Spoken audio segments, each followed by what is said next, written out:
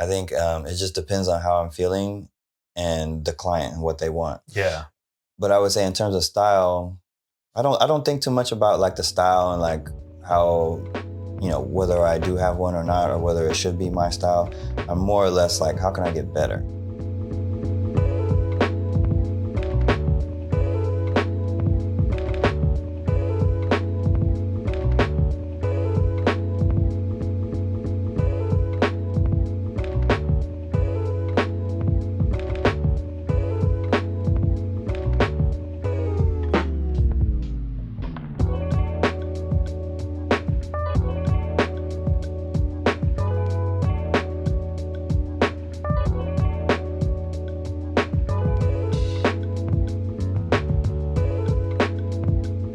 Welcome to another episode of Art of the Bay Sessions.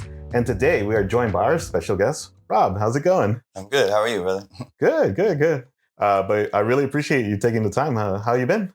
I'm cool, man. I'm just a lot of life transitions, but keeping it going, maintaining myself throughout all of it. It's just one of those seasons, Yeah. Is the summer usually a busier season than others, or how is it?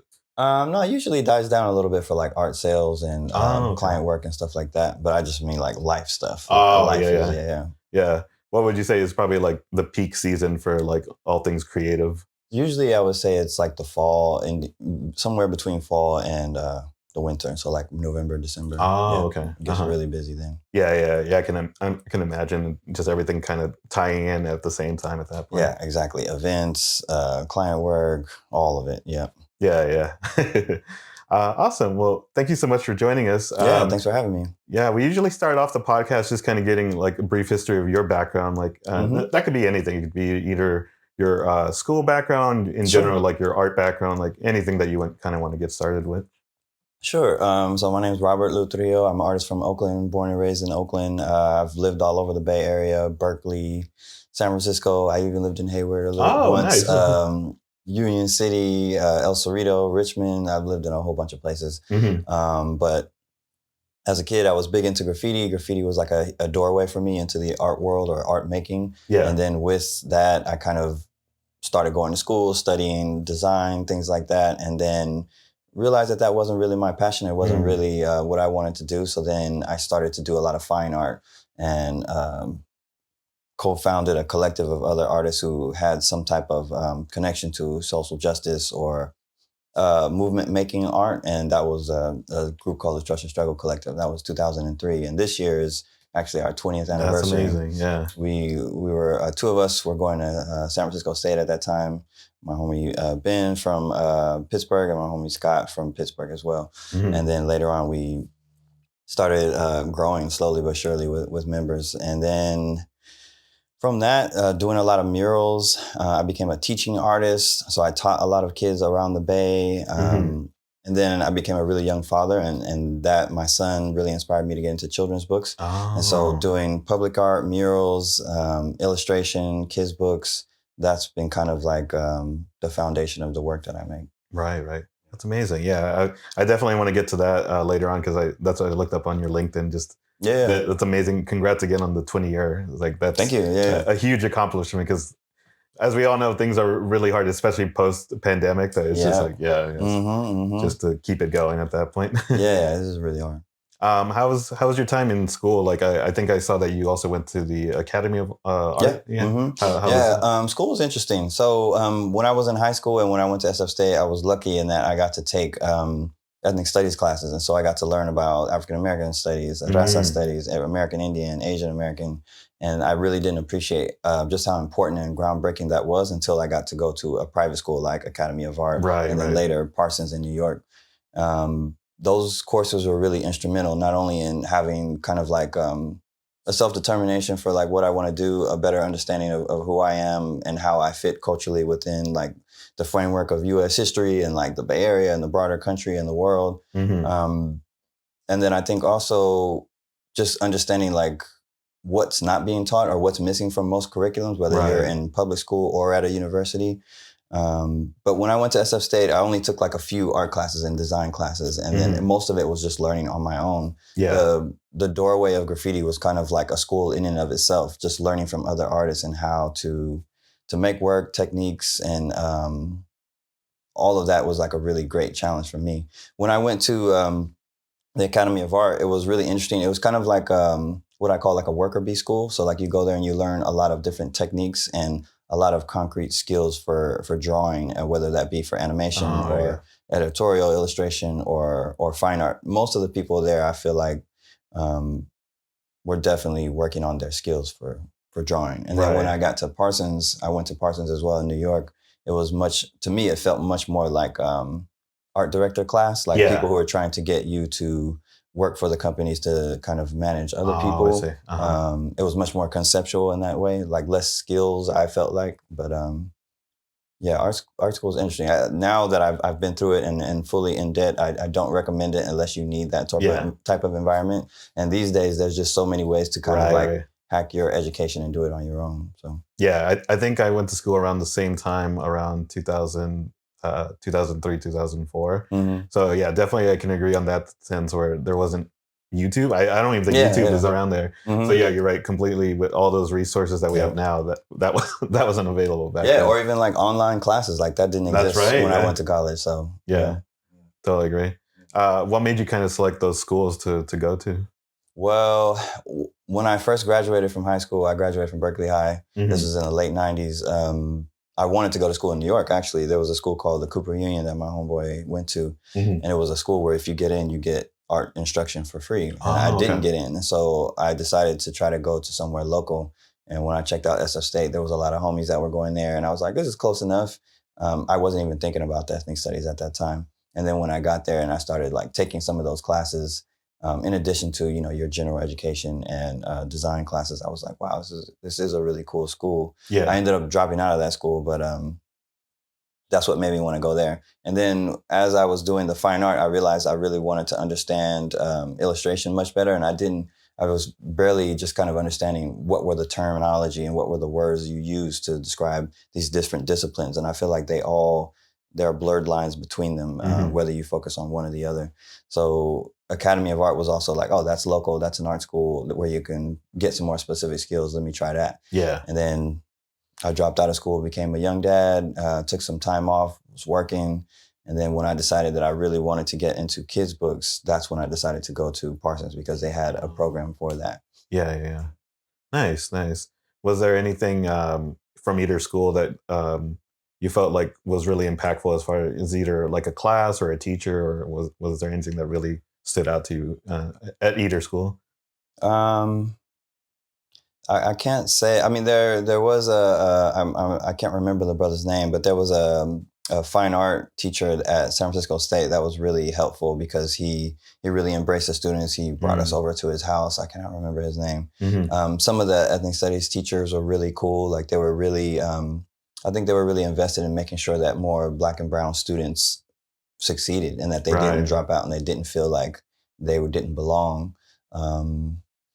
There was a teacher named Miss Davila at SF State that I remember was really cool. When I started going to the art schools, I would say it was less so. I felt a little bit weird. I was usually the only person of color in my class or one of very few. Yeah. And so it took some adjusting to, but I can't say that there were that many instructors in college that were like super impactful after SF State. When I was in high school, I had a teacher named Mr. Davis and Miss Julia Luna. They were both ethnic studies teachers, and they were really impactful because they helped me understand so much more. Yeah. I feel like we can relate on the same page because I went to the academy, or not the academy, the Art Institute of San Francisco. Same thing. Like I enjoy my time there, but I don't feel like there was anything too impactful from either the courses or the teachers. Yeah. But I had a real good high school teacher, Miss King. Oh, cool. She taught my art class and then my AP art class. And I feel like I learned so much from her just by, same thing, ethics and just how art in itself can be expressive, but also impactful at the same time. So I feel like the same thing, like all the impactful things happened for me in high school as well. So Yeah.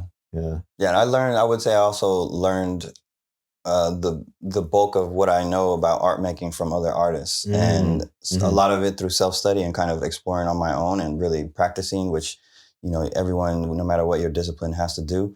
But I think a huge chunk of what I've learned about art making and technique and like community building has come from other artists and like really just peeping game, like watching what they're doing, asking questions, sometimes mimicking what they do, and then trying to figure it out on my own.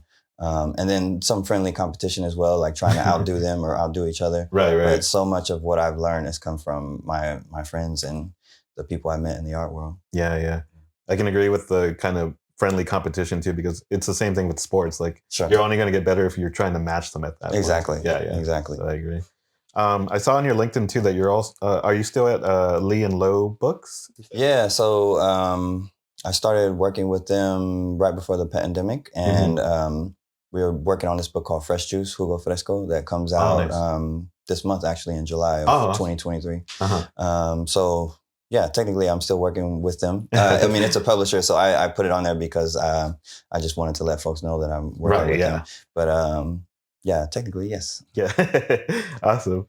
You led into my next question perfectly. Okay.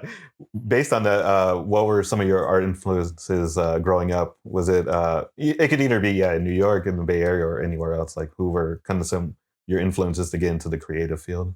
Okay, so when I was growing up, graffiti art was the big thing that really inspired me and that really taught me a lot about contrast and balance and symmetry and color theory. So the TDK crew, which is based in Oakland, was a big inspiration for me. Spy from San Francisco, Dream from Oakland, Vogue from Oakland. Like a lot of these artists, when I was a teenager, I would go to like the train tracks to go take pictures of what they'd done, just because it was just, amazing. Right. Then, as I mentioned before, like friends, like people who are to my left and my right, also making the artwork. Those were really influential for me.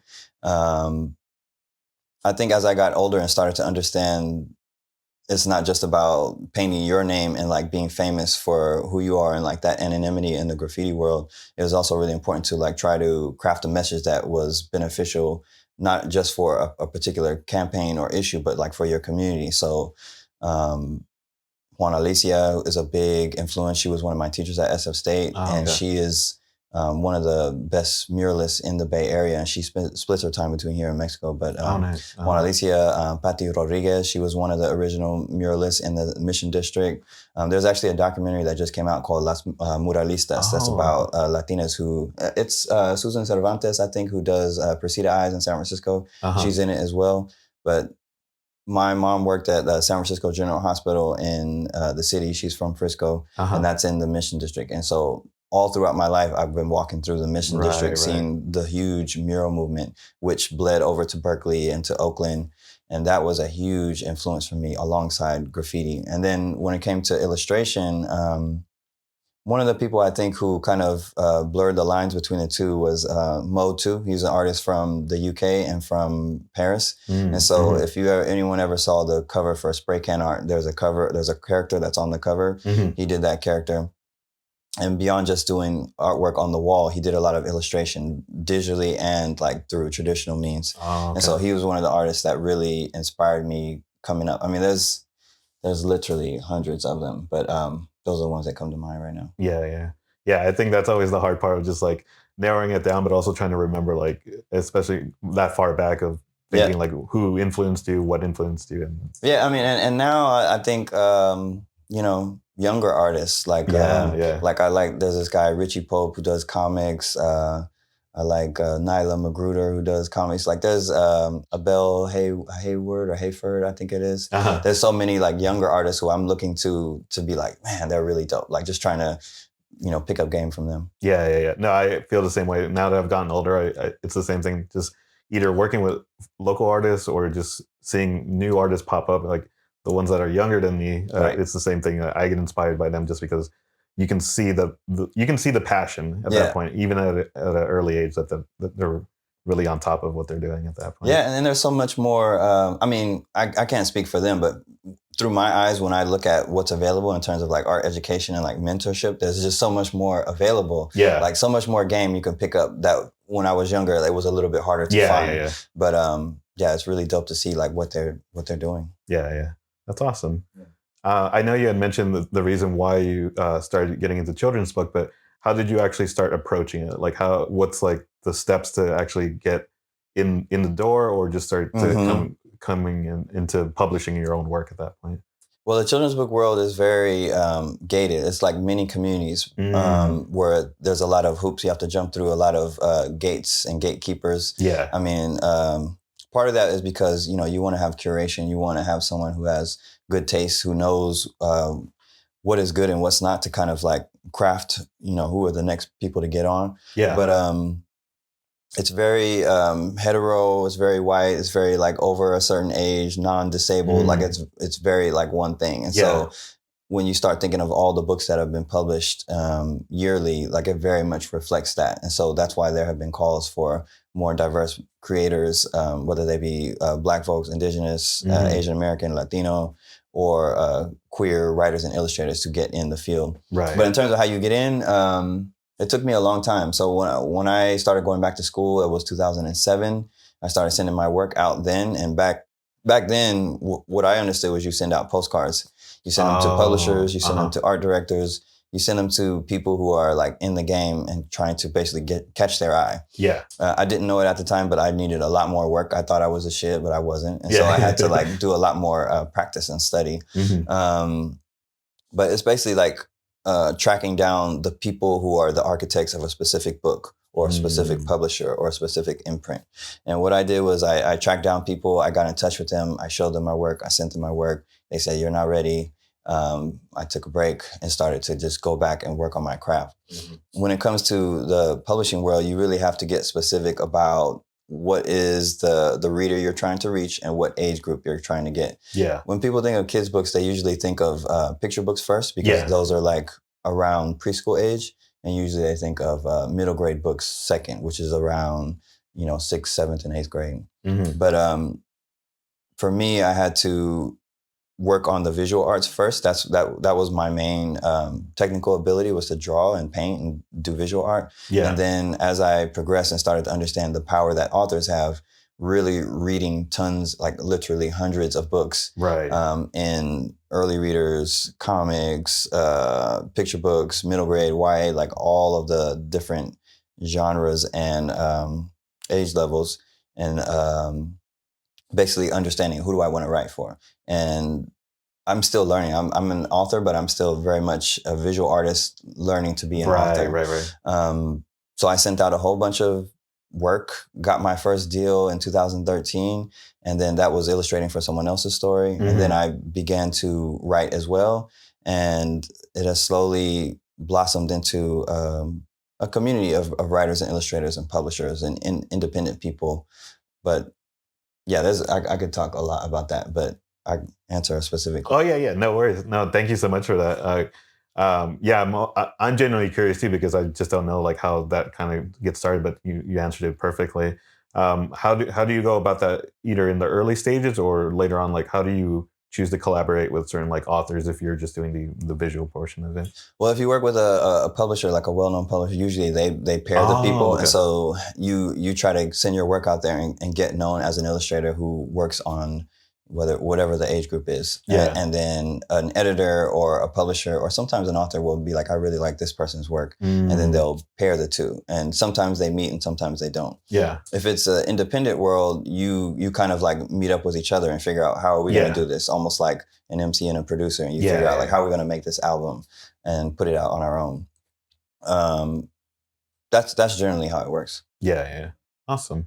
How many books to date have you either collaborated on with others and just your own work at that point? To date, it's been like probably like 12 or 13 books. Oh, nice. And I've written, let's see, 1, 2, 3, 4 books that are out, that are published. Nice.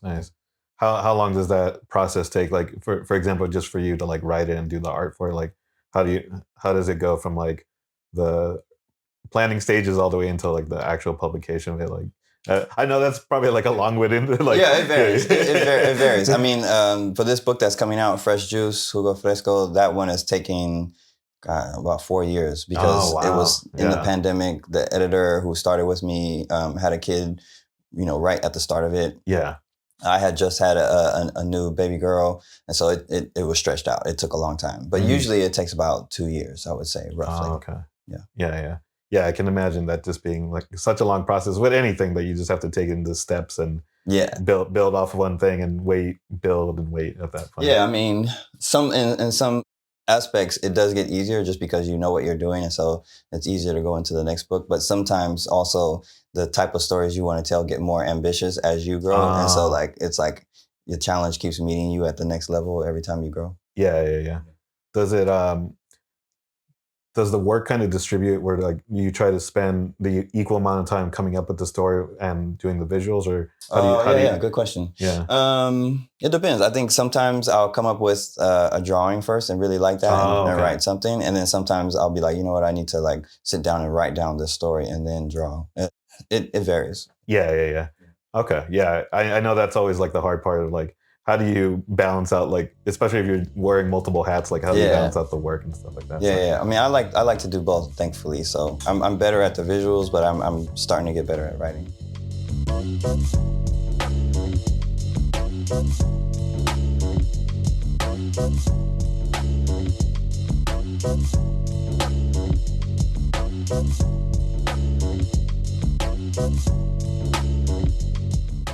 Do you like what you see? Many of the studio items are made from local artists. Learn more about each artist in the episode description. Thanks again, and let's jump back into the episode.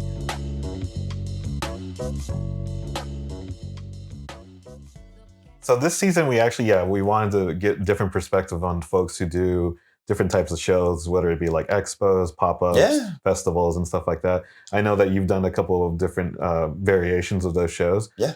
Do you remember when you started selling your work at these different types of events? Yeah, most definitely. So in 2003, 2004, I was definitely starting to exhibit gallery work, and on the side I would have a few little things here and there for sale. That's how I started. I took a break from doing that for a while. And then I would say the times when I really started to do shows where I was selling things was when I started to make the kids' books. And so it started off with local events. So in Oakland, there's something called the Malcolm X Jazz Festival. I would sell work there. There's something called the Life is Living Festival. I would sell books and work there. And then I think, local things like Carnival or something like that, those are great ways to kind of get your foot in the door and basically start learning how to set up your table or your booth and what works with customers and what doesn't, and like how to gather people's information and stay in touch with them. Like all those things I've been learning, I would say mostly over the past maybe like 5 to 8 years, just how to get in there and like really make work that means something to me, but also is meaningful to other people. Yeah. And it's, like I said, it started in Oakland, around that area, and then I've been slowly kind of branching out and trying to do events that are outside of that area. So San Jose, up in North Bay, like a bunch of different places. Oh, okay. Have you done any outside of the Bay Area? Yeah. So last year I got to do something called the Toronto Comics and Arts Fest. Oh, nice. TCAF. And that was really cool. I didn't make a ton of money, but it was a good lesson in terms of like, you're going to fly somewhere, you're going to get a hotel, you're going to table at this event, and just how to logistically manage all of that. And so that was really interesting. A whole bunch of different comics creators from Canada and from all over the world were at that event. So it was really cool to meet people who I had been seeing for a while and be like, oh, wow, I know you're working. And like, sometimes trading books with people as well. That's cool. It was really awesome. Yeah.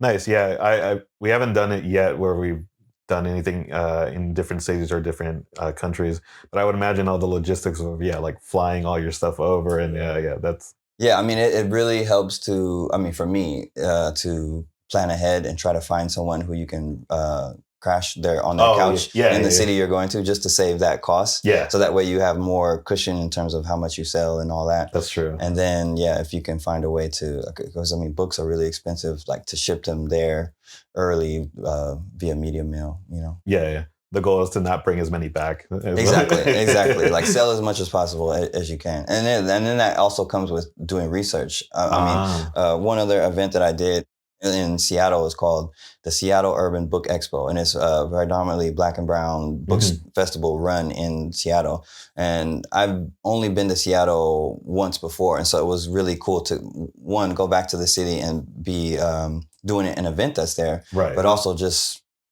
kind of like the same thing, like logistics. Where am I going to stay? How am I going to get there? How much is this going to cost? It ended up being a really cool event, though. Yeah. That's awesome. Yeah, I think that's always the rewarding part of that. If the sales are good, that's a bonus. But like just the overall experience of like how you mentioned earlier, networking with people, meeting people that you've already fans of or just like respect, and just having a good time at the actual event is like and I think it's also like community building. Like if you have a community of people, whether it's they have like graffiti jams and international where you go and you paint alongside other writers, and it's really cool. It's just like a great way to build community and meet other people and like share tips and tricks and knowledge and really get inspired, hopefully. Yeah, and we were talking before we started recording, like how we need to have like a checklist, or else like we'll totally forget like one thing or two. Yeah, I mean, like when it comes to people who are really high level and professional and who we see through media who are, just like, wow, they're amazing. They're like doing it all. Like they have helpers because no one can do it on your own. Like you got to have people, whether it's the media and promotion or someone who's kind of like an assistant to basically say like, I'm handling all this, you do that. Right. Yeah, totally agree. Yeah, it's a lot of work. Yeah. From those different types of shows, either like the larger ones or more intimate ones, do you have like a preference, or do you enjoy different aspects of each type of event? I like them all in different ways. Yeah. So like one for example was the Latino Comics Expo. This took place in the Bay Area, Los Angeles, and in Modesto, California. Oh, okay. And so recently, there's one in Modesto that happens independently of it called the Latino Comics Arts Festival. But that one was really cool because I don't get out to Central California that much. Right. So to go there and meet some local creators, to meet some folks who also traveled from far away to come to that event. And then also to kind of, again, like experiment with my setup. Like, how am I going to make this impactful for the people who are walking by? What should I say to them that's different than in the Bay Area? All of that was really educational for me. And then, like I said, community, like getting to meet other creators and shake their hand, trade books, like trade artwork, like all of that was just really dope. And then getting to meet families who have never seen your work before, or tabling with someone where you kind of just see the things that you have in common. That show in particular, like there was a good mixture of college students, families, kids, and lowriders. Like there was a whole lowrider show component to it. Oh, nice. And the OGs came in and were walking around as well. And so that was really cool to do. And like I said, it's, once you get your area, your city on lock, it's really fun to go to another place that's different than you don't know anybody. It's farther away, and just kind of see who's out there and like who you can meet. Yeah. It's very similar to what we were talking about earlier, just like going out of your comfort zone, but also providing a perspective that people may not have over there, and vice versa. Like exactly, the exchange. Yeah, exactly. That's awesome. Yeah, it was really cool. For your experience, we're also trying to give like advice to younger artists as well. Would there be any advice that you can give younger artists who want to get into like the vending space? That, like, for example, if they start doing it early on and they don't see like automatic success with whether it with sales or attendance or whatever, like, is there any words of wisdom or advice that you can give to like younger artists? Yeah, I would say with events, it's really good to go there in person before you sell there, and just kind of walk around and just take it all in and be like, is this my crowd? Or if it's not my crowd, do I think they would be even into my stuff? Are there other people like me that are there selling their stuff as well? So would I mesh or would I fit in that way? Or is there absolutely no one like me? And would I have like a corner on the market, so to speak, if I'm there? It's really good to go there. And if you can't go there physically first, to like do your research in terms of what is this event all about? Are they good at promoting? Do they do their due diligence in terms of like bringing people there? Or are they just the type? There are some people who they do events and they're really juiced about it, but they don't necessarily promote it. And so they rely on the artists only. And it's really, as someone who also throws an event, it's important to have all of the things working to make it really impactful. So I would say to do your research. In terms of like making it as like a professional artist, like I haven't had a day job since 2014. And it's been almost 10 years of me just doing what I do. And so I would say, having a lot of different interests and skills is a good thing. Like sometimes people will say like, you should just focus on one thing. Which is good to start with. But I think once you get like the root of your tree, like the trunk, so to speak, if I use that metaphor. Yeah. Maybe that's singing, maybe that's sculpting, maybe that's visual art, but to like get that really strong and then to start to branch out and see other things that are related is really important. And then that can become your like multiple sources of income to kind of like keep you afloat if one of the other ones dies down, you know what I mean? I think it's really important to know your books and know what it means to be organized. So like keeping track of your appointments, keeping track of all the money you make, all the money you spend, understanding a little bit about finance, like what's a checking account, what's a savings account, what's a business credit card, what are all of the legal paperwork that you should have in order to run your business. Not just because an event is asking, but because it may be beneficial for you when it comes to like paying your taxes and like being able to write things off.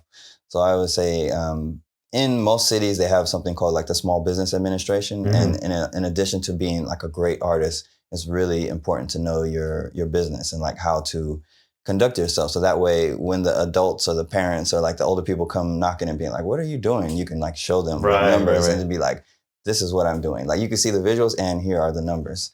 I think that's been really beneficial. And that's something it took me a long time to learn. Yeah, I can imagine just all those things of just like how you said, the multiple hats of like, you're already working on the stuff that you're doing with writing, making the visuals, but on top of that, you have to also wear the hat of like the business mindset and making sure that you got all your papers in order for everything. So. Yeah, I mean, like we are just regular people trying to survive in a system of capitalism that is made to exploit people. Yeah, and so we're not out here trying to exploit folks. We're just trying to survive. But like the more you kind of work on your business, but also like connect with community who are doing the same things, like it just becomes more fruitful because we can share knowledge and tips and tricks with each other. Nice.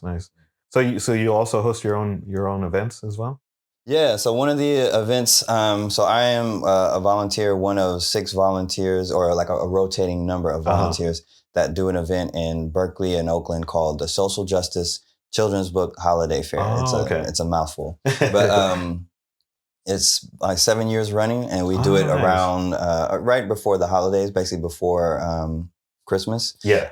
And what it is basically getting queer, people of color, and like socially justice-minded kids book creators all under one roof, or during the pandemic, it was outdoors, and trying to get them to basically, especially for people who are self-publishing, who are trying to like get in their foot in the door in terms of like making their first book, get them an audience to come and see them, because there are tons of parents, librarians, booksellers, and community members who are actively looking for literature from multiple age groups to just engage them for fun, to teach them, and to like get them hip to different issues. And so when we started, it was like right after Trump got elected, and we were like, okay, we got to do something. Yeah. We are all making books. We are all doing events. We are all like little, what's the word? Like little planets in a galaxy of the community making stuff. Yeah. If we come together, we can make a constellation that will really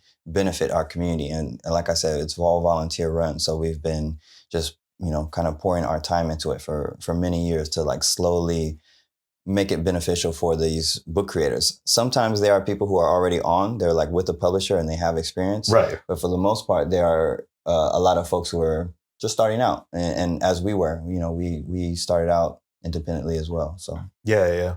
I was going to ask like that too. Like, what were some of like maybe the growing pains in the beginning that now you've kind of just learned by experience at that point? I think understanding the power of not only planning, but like media and promotion. Like it's one thing to like tell your folks and your homies and like the family, like we're having this event, pull up, like come through.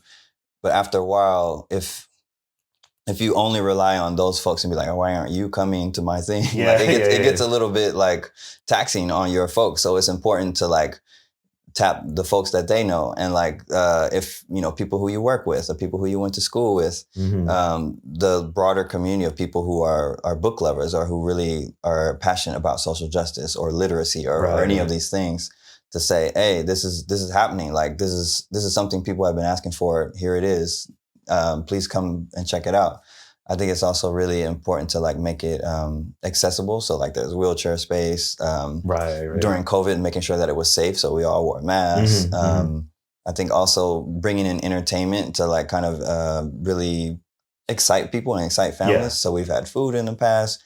We've had different performers come and do drag queen story hour. Okay. Alphabet Rockers came and performed at the first one. Nice. It's just a lot of different things to manage in terms of making it something meaningful for a community. Mm-hmm.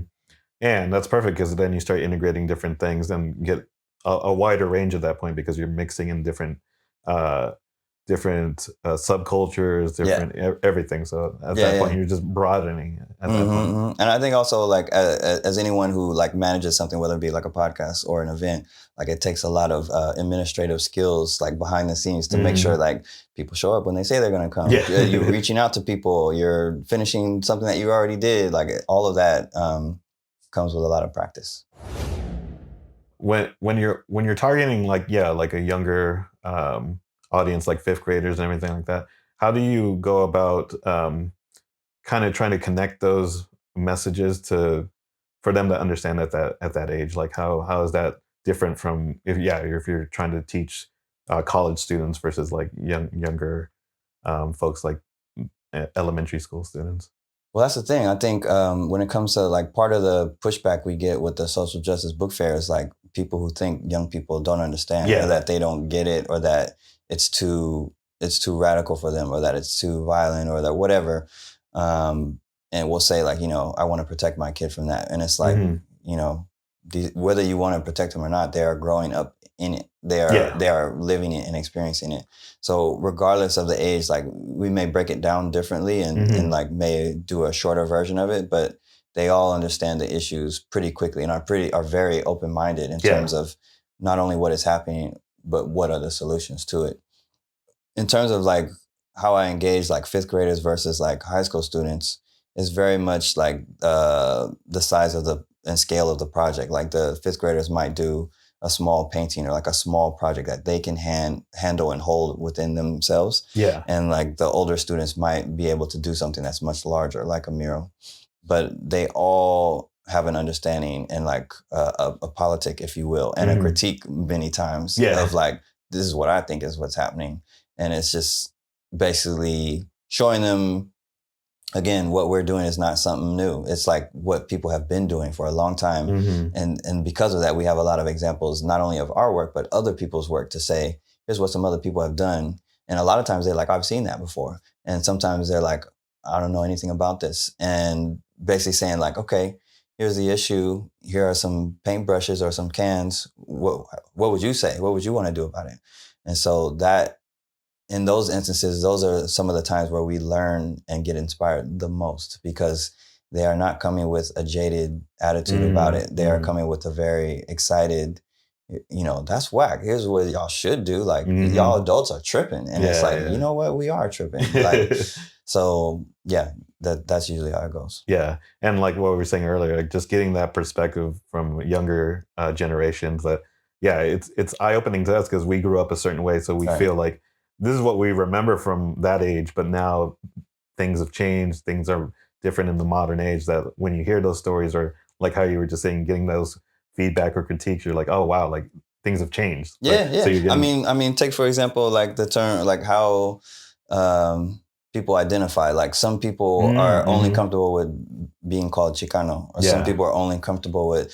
That's something I learned being in New York as well. Like people would say I'm Hispanic, and I was like, "What? Like, you don't call me that shit." I'm part Mexican, but like, don't call me that. Whereas that's a sense of a source of pride for them and like how they identify. Right. And then there are some people who are like, I'm Latino, and like if you add the X or if you add the A, like they get offended by that. Right. Whereas like I feel like the more I talk to young people, whether they be in their 20s or like teenagers or like little kids, like they're much more open-minded to it. They're like, well, what is that? Like they're just like, okay, all right. Like one of the kids' books people that I met was a teacher and their pronouns were they.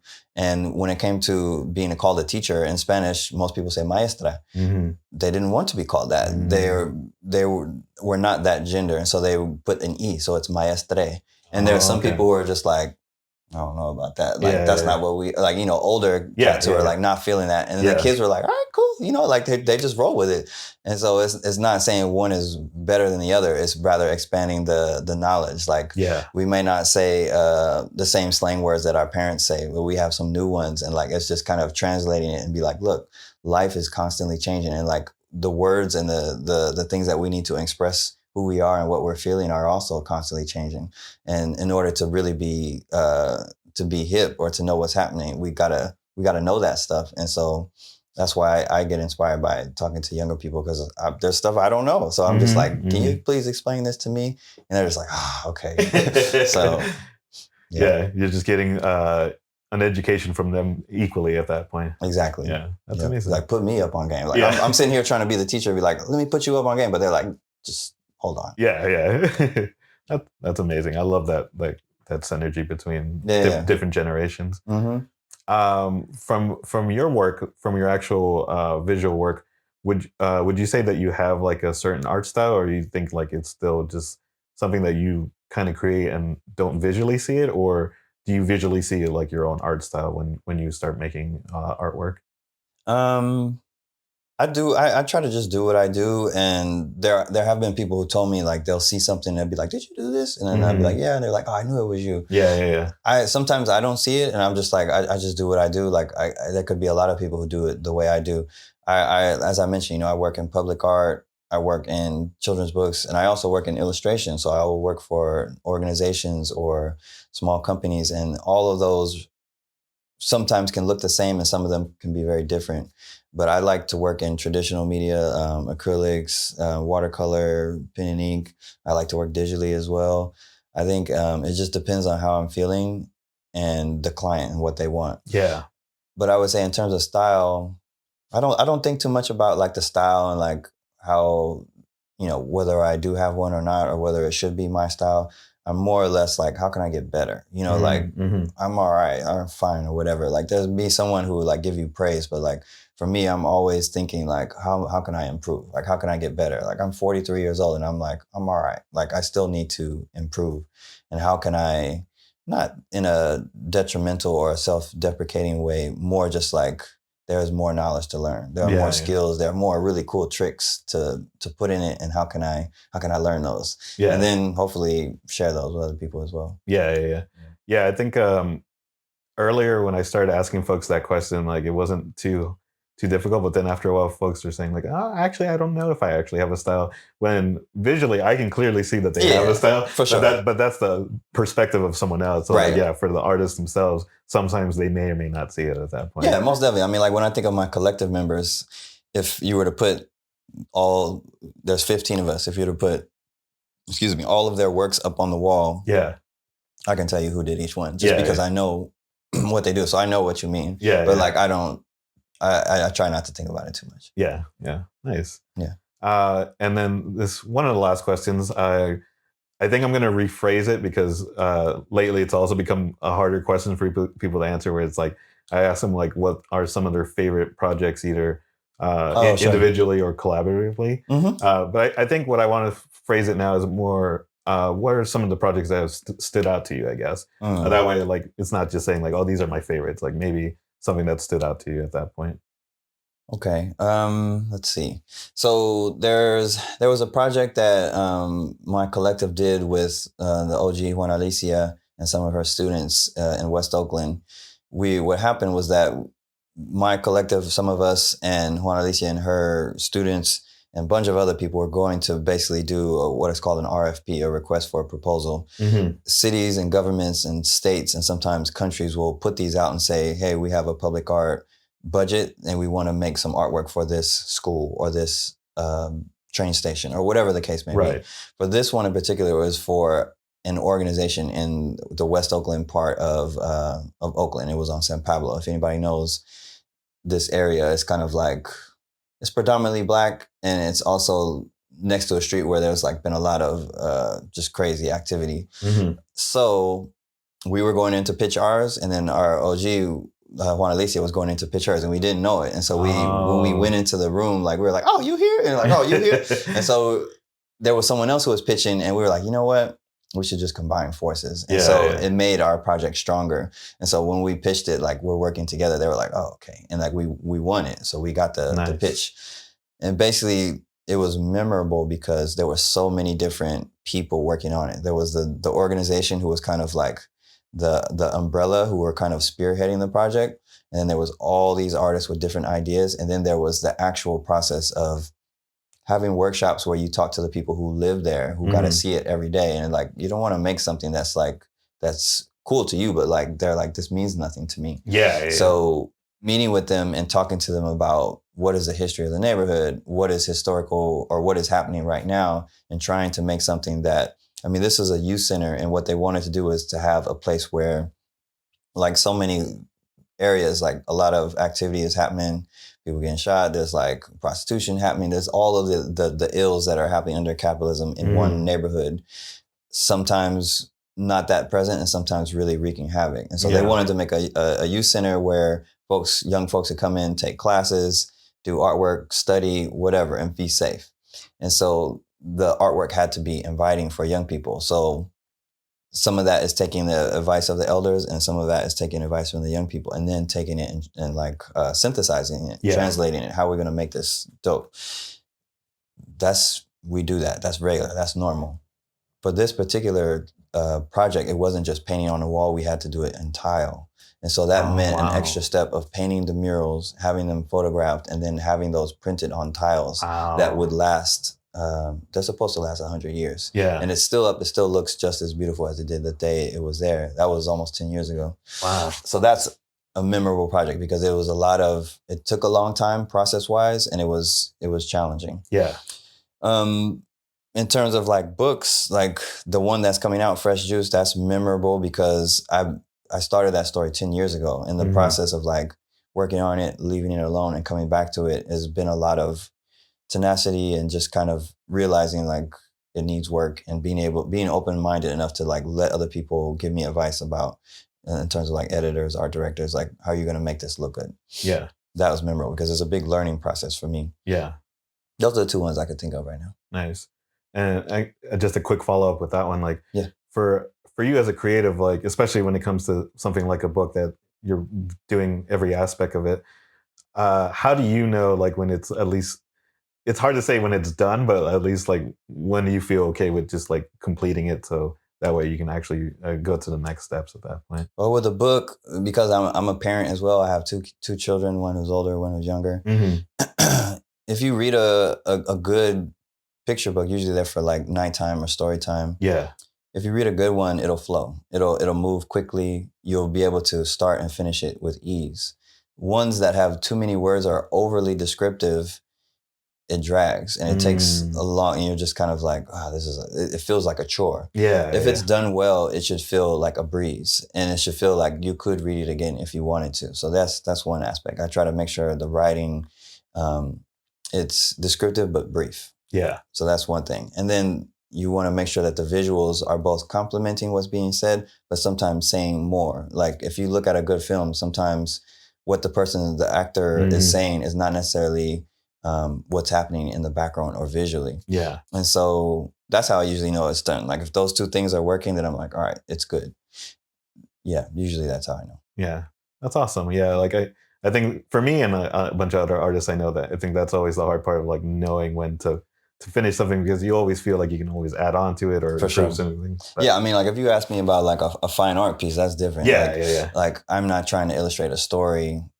I don't know. That's a tough one. That's harder. I think that's why I've done more of the other things, because I'm like, I know when it's done. Yeah, that's a good thing to know. Yeah, I mean, and with murals, it's like you only have a certain window. Like it's got to be done. The unveiling's tomorrow at 4, and sometimes we will literally be painting it up until the point where people walk in the door. Yeah, yeah. Those are good deadlines to have separately, because you need to actually hit it at that point. Yeah. I mean, I like them because they're like serving of course I get to get my thing off in terms of art, but it's also like serving a purpose beyond me. Yeah. Awesome. Well, that was the last thing I had on my my agenda. Awesome. Thank you so much for joining us. Before we headed out, did you have any plugs or shout outs that you wanted to give it out to folks? I just say look out for my new book. The Fresh Juice is published by Lee and Low Books. Comes out. I don't know when this will come out, but the book comes out at the end of July this year. And then follow my collective, Trust Your Struggle Collective. And then if you're in the Bay Area and you want to visit a book festival, that's what I mentioned, like social justice minded, people of color, queer focus. Check out the Social Justice Children's Book Holiday Fair. And usually that's when... that's usually like the second or third week of December. Okay, cool. Yeah, we'll definitely make sure to promote that when it gets closer and closer. Yeah, thank you. Thank you. Awesome. Well, we'll go ahead and cheers with the mugs here. Okay, yeah, right on. Salud. Awesome. Thank you so much for joining us. Yeah, thank you for having me. Awesome. And I want to thank everyone for tuning in, and we'll see you next time. Take care. Thanks again for listening. If you enjoyed the conversation, don't forget to subscribe to the podcast on your favorite platform. Follow us on Instagram, YouTube, and other social platforms to catch new episodes and updates. Want to learn more about the items and music featured in this episode? Links available in the episode description. Thanks again for listening, and take care.